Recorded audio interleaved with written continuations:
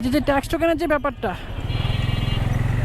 Tax টোকেনটা এই আজকালকের মধ্যে রিনিউ করে ফেলতে হবে। অ্যান্ড এই ট্যাক্স টোকেনের কথা যে বলছি, এই ট্যাক্স টোকেনের কথা বলতে গিয়ে একটা কথা মনে পড়ে যাচ্ছে, সেটা হচ্ছে যে নতুন একটা নিউজ হয়তো বা আপনারা অনেকেই জানতে পারছেন যে বাইকারদের উপর যে অগ্রিম যে আয়করটা সেটা নাকি বাস্তবায়িত হচ্ছে না, সেটা নাকি গভর্নমেন্ট নাকি উঠায় দিচ্ছে, এরকম একটা নিউজ আর কি শুনতে পাচ্ছি। বাট আমি জানি না আসলে কতটুকু অথেন্টিক, এই জন্য আর কি এটা নিয়ে আমি পুরোপুরিভাবে কিছু বলতে পারতেছি না।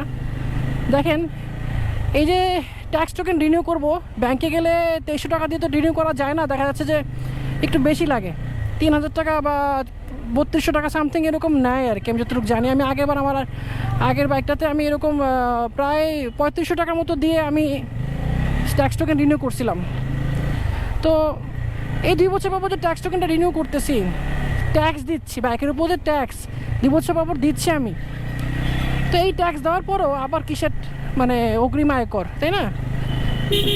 মানে একটা বাইকার তো সব কিছু দিয়েই রাস্তায় বাইকটা চালাচ্ছে, সব কিছু দিয়ে যেহেতু রাস্তায় বাইকটা চালাচ্ছে, সেই ক্ষেত্রে আমি কেন আবার নতুন করে বাইকের উপর ট্যাক্স দিতে যাব? দেখা যাক, ভালোভাবে আগে বুঝি ব্যাপারগুলো।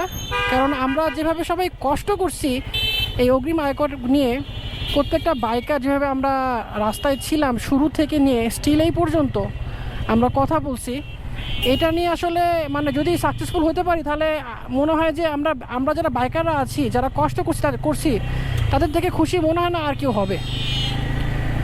আশা করবো যেন এটা যেন আসলে এই সরকার জন্য তুলে নেয়।